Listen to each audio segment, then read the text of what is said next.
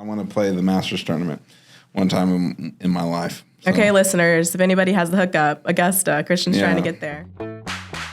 And welcome to the Golden One Credit Union Empowerment Podcast, where we come together to explore financial health and the overall well-being of our community. As a not-for-profit, member-owned credit union, we are dedicated to empowering your financial journey and helping you achieve a brighter, more secure future. We live in culturally diverse communities filled with people of all ages who have hearts and minds of gold.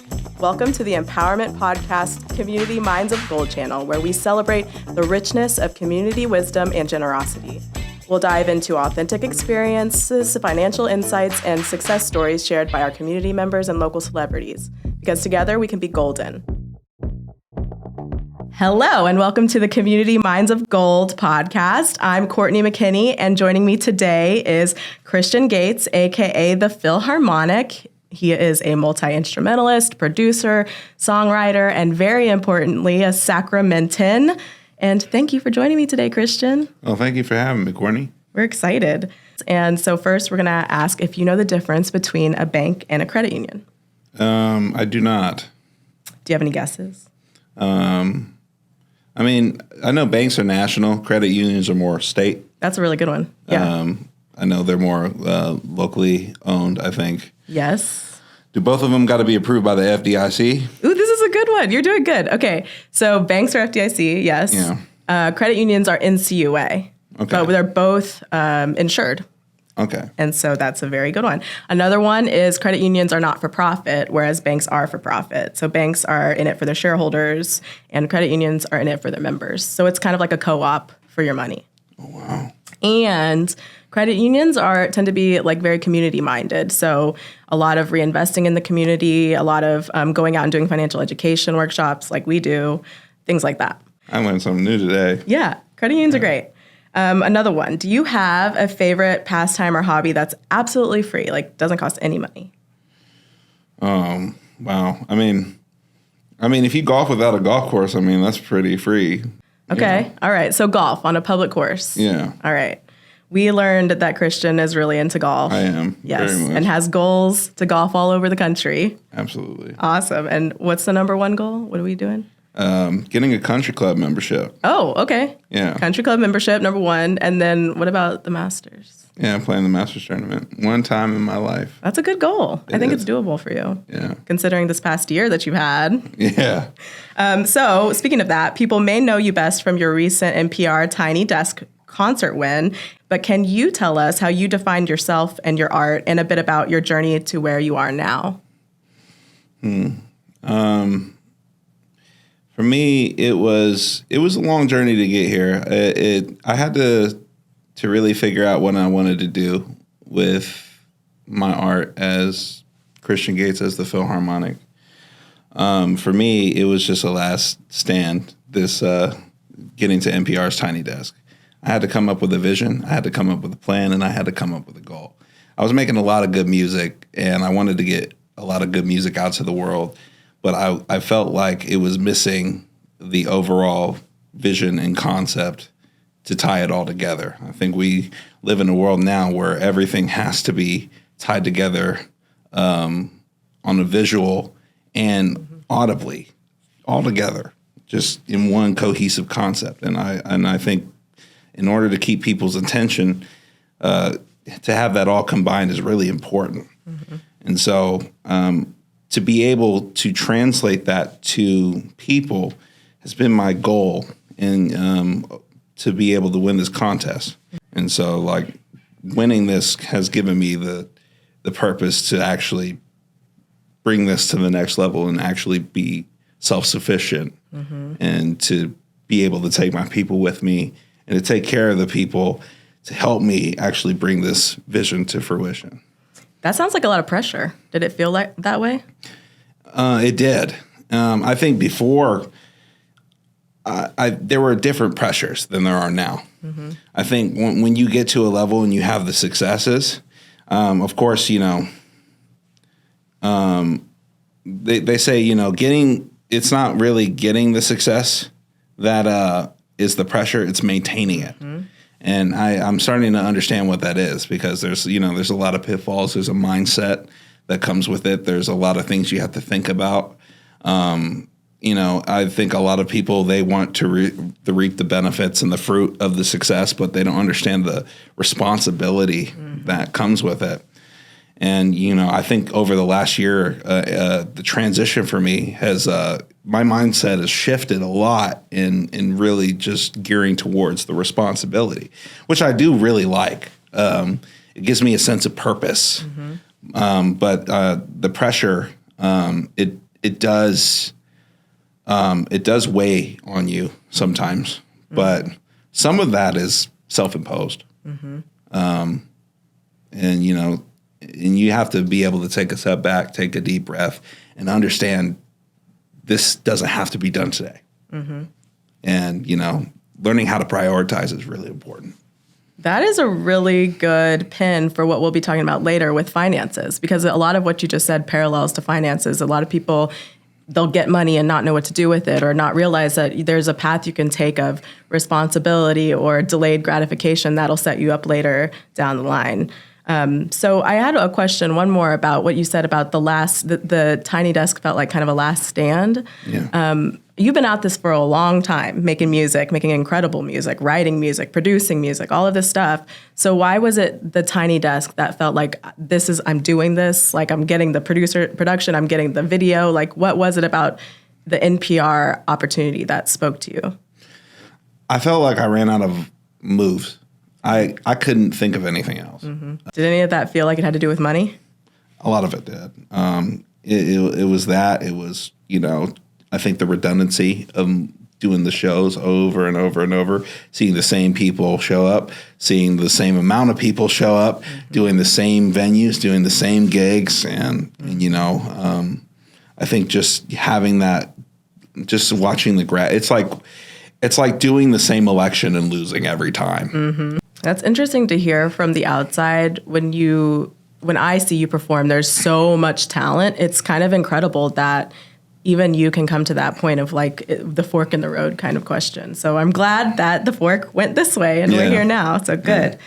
Well, we're here on the Golden One Credit Union podcast. And since Golden One is a credit union, we have to talk about money. Of course. It can be a tough topic. And a lot of us, I don't know about you, but I didn't grow up with open conversations about money. So here on the podcast, we're trying to make it a little culture shift by opening up the dialogue. And we really appreciate your willingness to go with us on this journey. Of course. Thank you. Yeah. In that spirit, in general, do you feel comfortable talking about money? And if so, why? And if not, why not?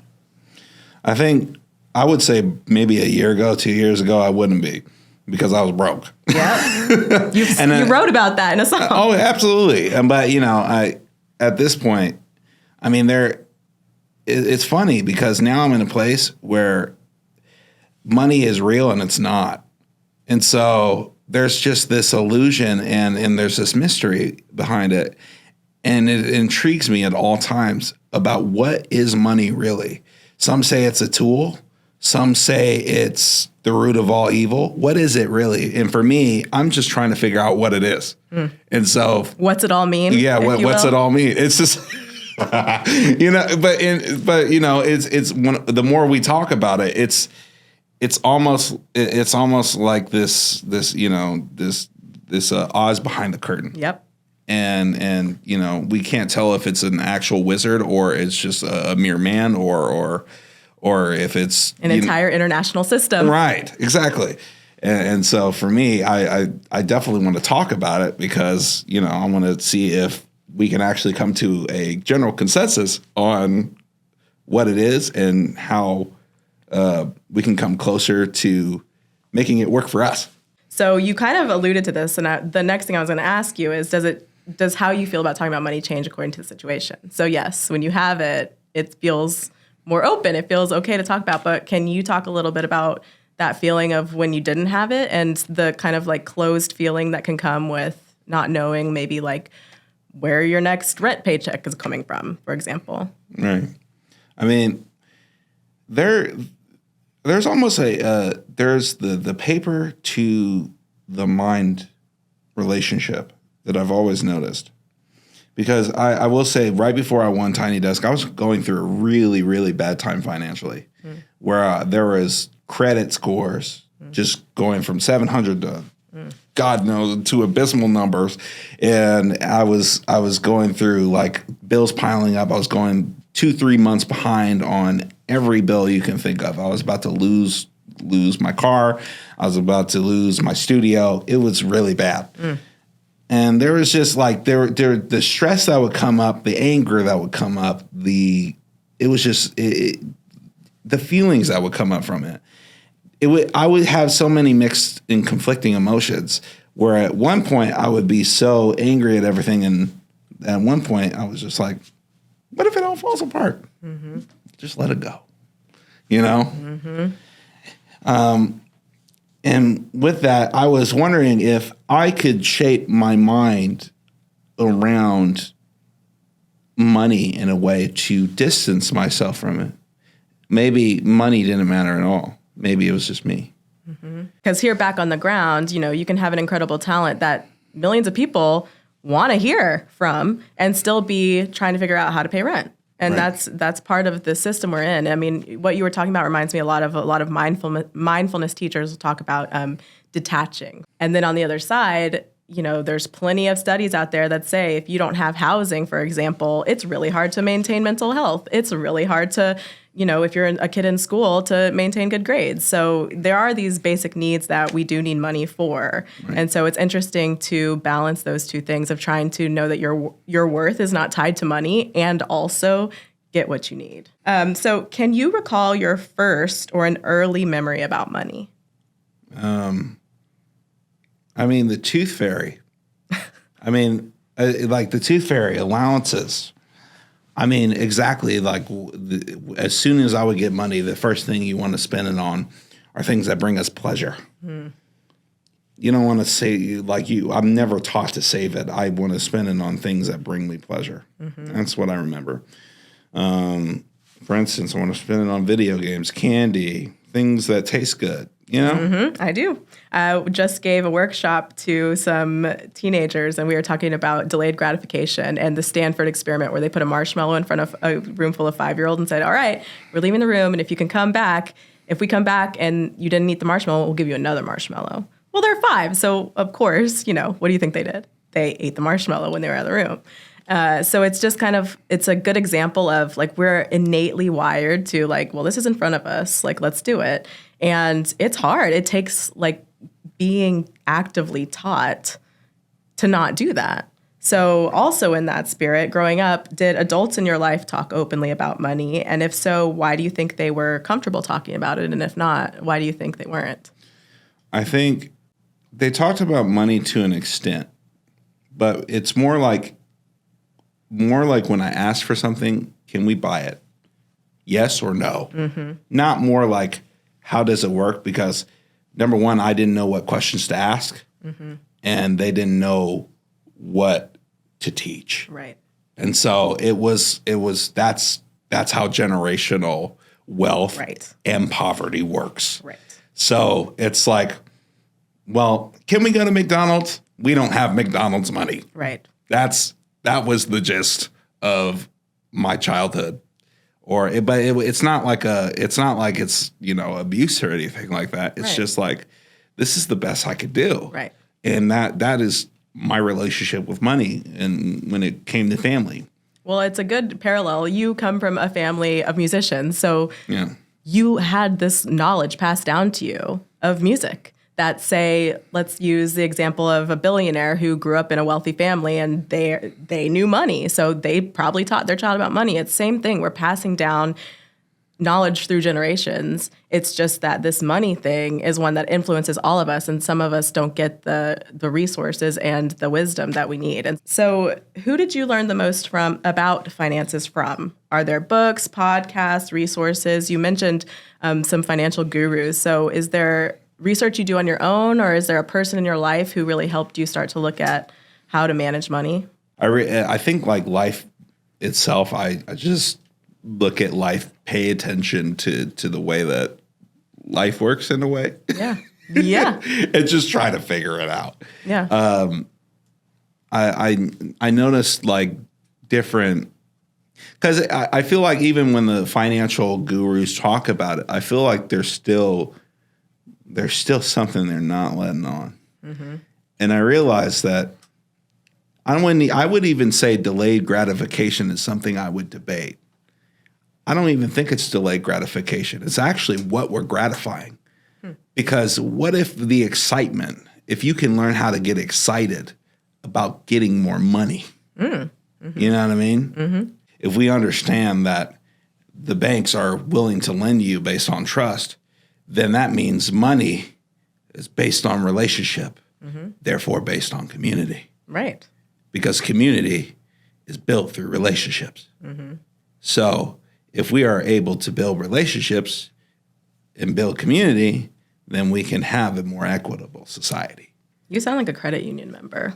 You do. Do I? Yeah, you do. That's like, you're talking like credit unions. Yeah. Yes, that's exactly right. And when you talk about community and kind of getting people excited, so at that workshop, we're not just saying like delay your gratification as in deny yourself now. We're saying visualize something you want in the future to get excited about, because it's like teaching yourself to be able to visualize yourself in a place, which I imagine you've done a lot of. I mean, to be able to do what you've done for so long, and I know you said there was the last stand when you did the NPR Tiny Desk concert, but that video and the vision for that is incredible. Like you must be practicing a form of visualization when you're doing your work. Absolutely, but I also had a lot of help. I had nothing. I had no money. I asked for a lot of help. I had All City Homes helping me. I had community helping me. I asked my band to help me. I asked 9 people. I was like, hey, this is the time that I need a favor. Yes. And I said, but I was like, if I'm going to execute a favor, I'm going to make sure I have the vision planned out. Yes. I'm going to make sure it's a winner. Because that's the one thing, if I'm going to give any advice to anybody out here, if you're going to ask for a favor, make sure you have the vision planned out and the goals ready and you make sure it's a winner. Yes. Something that's going to give back, something that's going to be able to bring money in and to bring fruit to people around you. Mm-hmm. Something that's going to edify and to help people around you. And I feel like that was this. You know what I mean? And that's why I held off on it. I was like, no, I'm going to do everything myself until then, until I know this exact thing that I know is going to really lift everything and everybody. If this is going to be the tide that lifts all ships, I'm not going to ask for a favor. I'm going to take this cross on my back and carry it. And, I feel like that's, do as much as you can with what you have. Yes. And, that's also like when you don't have the money to do things, don't try to pay people for services. Try to learn the service. Mm-hmm. Try to learn how to do it. Mm-hmm. For me, I mean, some of it was more out of scarcity for me, but a lot of it helped me a lot in areas where I didn't have, it helped me to be self-sufficient. Mm-hmm. So, I didn't have to pay an engineer. I didn't have to pay a producer because of the skills I had. And those skills, put those in one basket, mm-hmm. And really learn how to push it through. So it sounds like what you're saying is have a clear vision, invest in yourself and what you can do and do it. But also, I think what's really important that I want to highlight is your emphasis on community, because I think a lot of times with money and wealth, things become very individualistic and people feel like they have to pull themselves up by their bootstraps. They don't have help. Like at Golden one of our big missions is to be a resource. We opened up a financial resource center in Del Paso Heights so that when people come in, it's not just like, hey, here's a bank account, bye. It's really like, what do you need help with? You need help building your credit? What do you need help with? Let us help you. And I think, it's interesting seeing people realize that that's even available. And your example of the Tiny Desk concert and calling people up and saying, hey, can you participate? That is very powerful. And it's really important for us to remember that sometimes a lot of times our success, humans wouldn't be here if we didn't work with each other. Right. And the same thing goes with money. We don't have to figure all this out on our own. We don't have to just figure it out listening to podcasts, reading books. You can ask people, what did you do? You can share your story. Sometimes it just helps to know, there could be somebody out there who's really focused on their art and just feeling like you did. And just hearing someone else say, yeah, man, I did the work. I reached out to my community, and then magic happens. That can happen. And I think it's really important to hear that story from people. Definitely. And this reminds me, I was recently at a summit where someone was talking about entrepreneurship, and he said, I've only ever opened businesses with friends. And I asked, well, so how do you know when it's a good person to start a business with? And he said something similar to what you just said. It's somebody who, when you tell them your clear, very clear goal, like your dream, that they get excited. Like they would do it for no pay, but you're willing to pay them, but they would do it for none because they see your vision. Versus if you tell somebody and it's transactional and they'll be like, yeah, cool, like I'll yeah, if you give me money, I'll do it. But that's not the same as when you vibe with somebody and they get it. That's really different. And so I think it's important, and it sounds like you know this, it's important to reach out to your community when you're ready to go and to really see like who responds too, and to follow that lead. Right.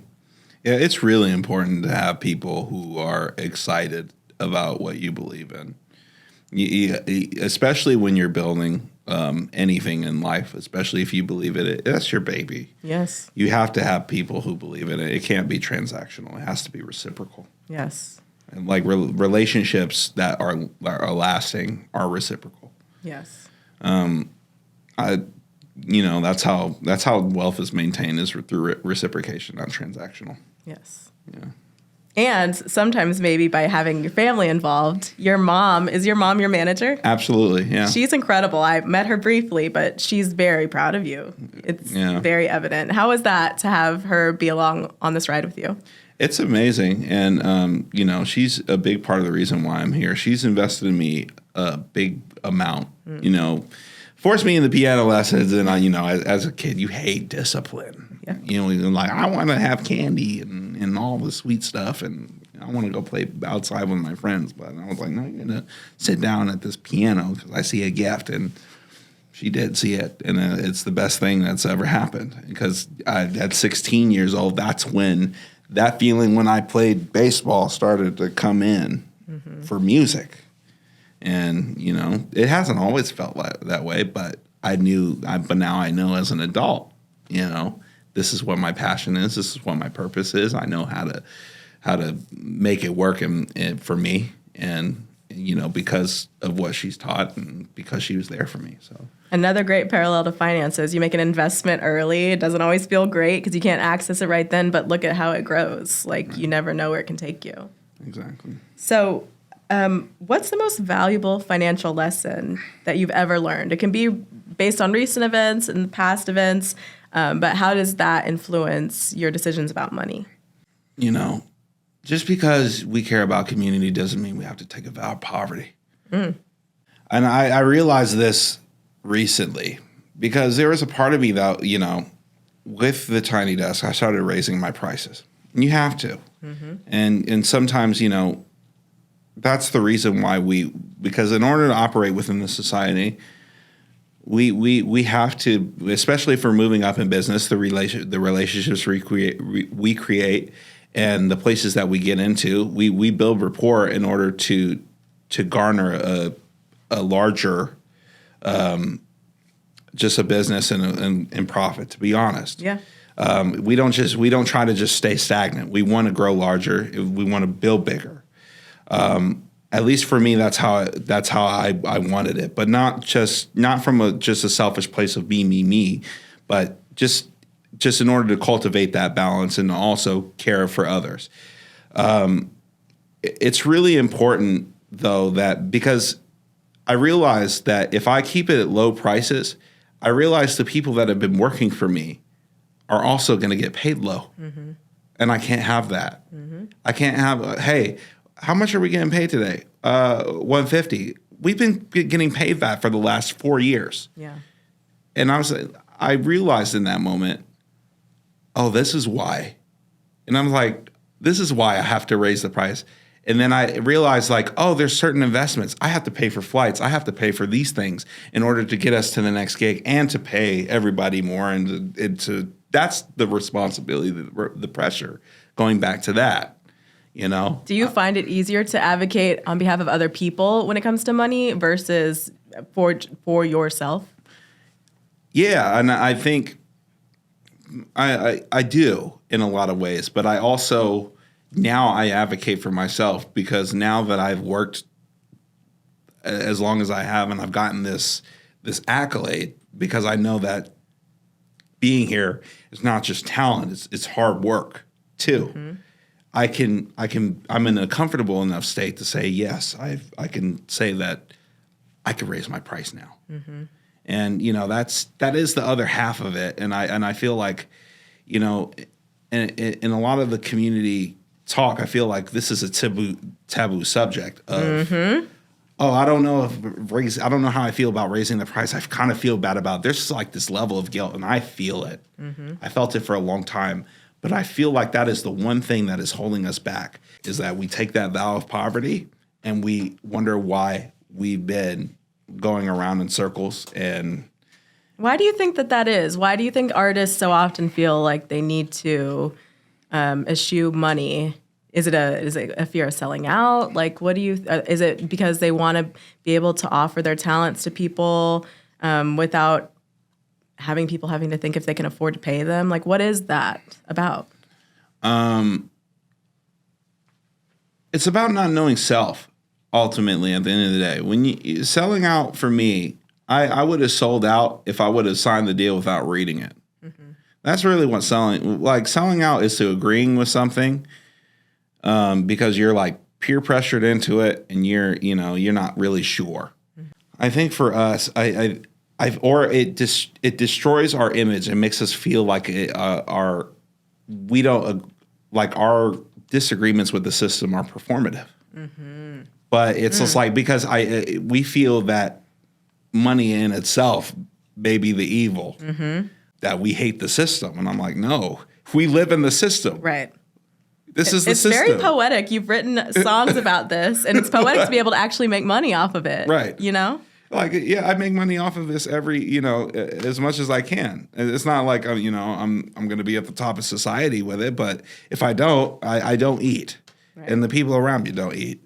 And this is what we have to do to survive. We're balanced human beings. This is the light and the darkness that we all hold within ourselves. We have to own it. Right. And the quicker we own this as a society and as individuals and as communities, I think the better we're going to be within ourselves. So you've kind of answered a lot of these questions. But one thing I'm curious about is, especially in the past year, have you learned anything about managing money that has come as a surprise to you? Like it's a new piece of wisdom that you didn't necessarily know before you started getting money?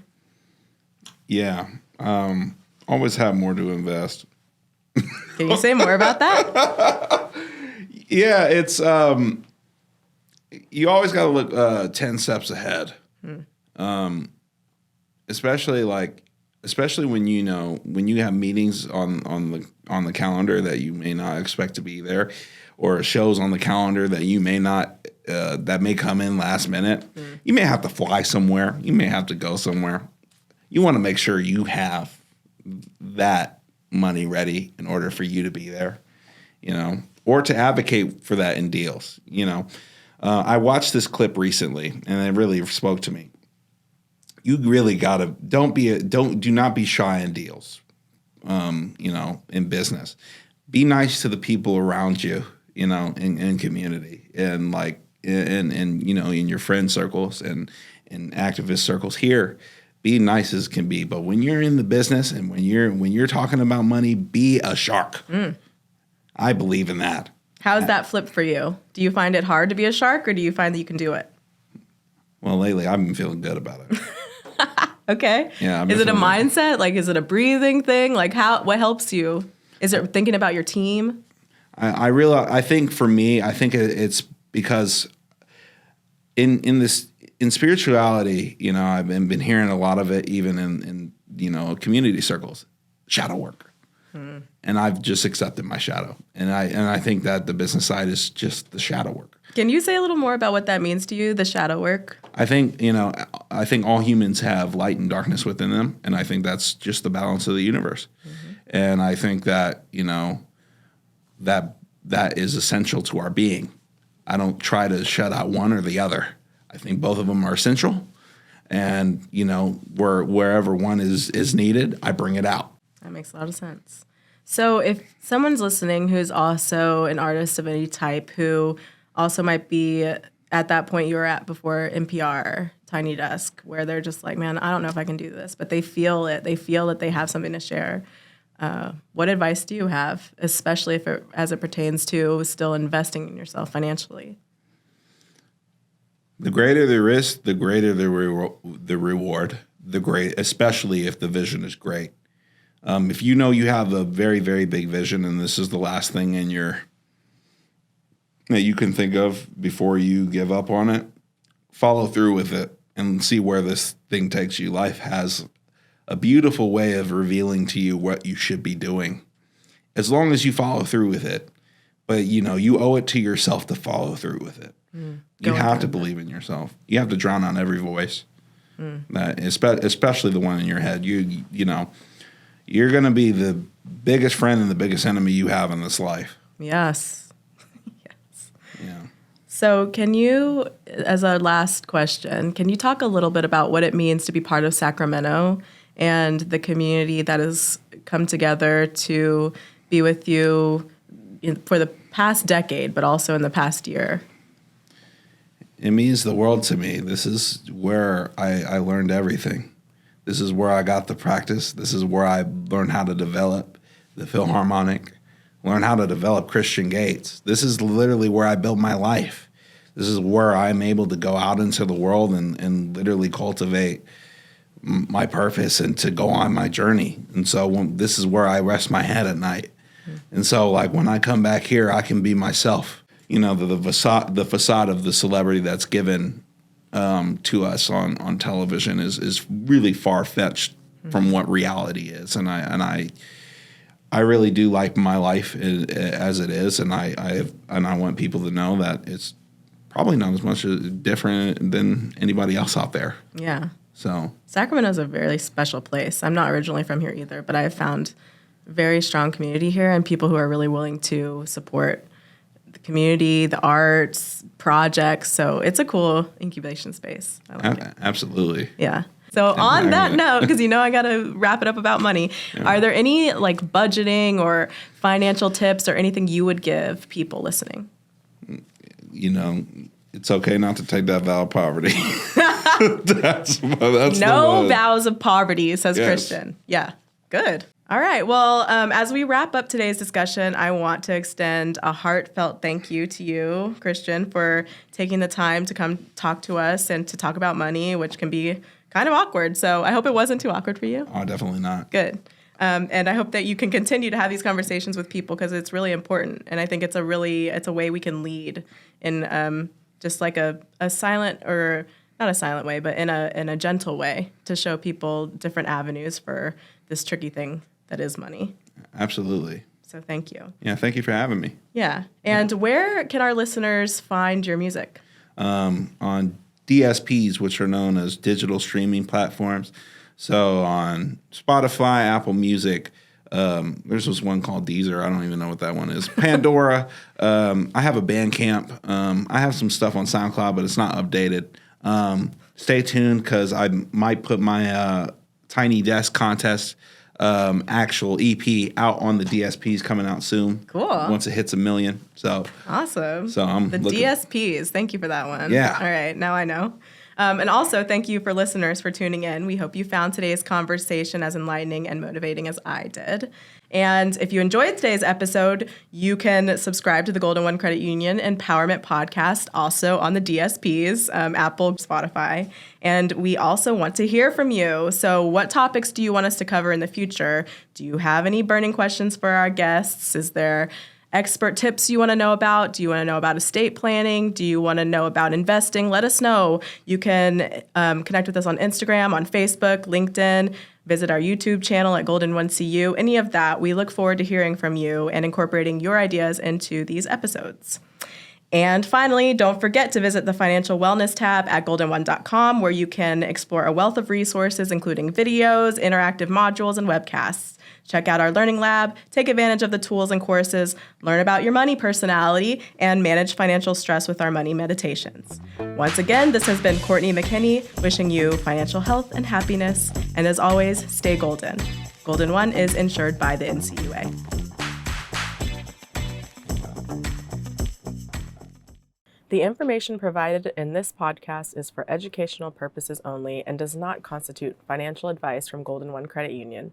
The views expressed by the hosts and guests are their own and may not reflect the opinions of the credit union.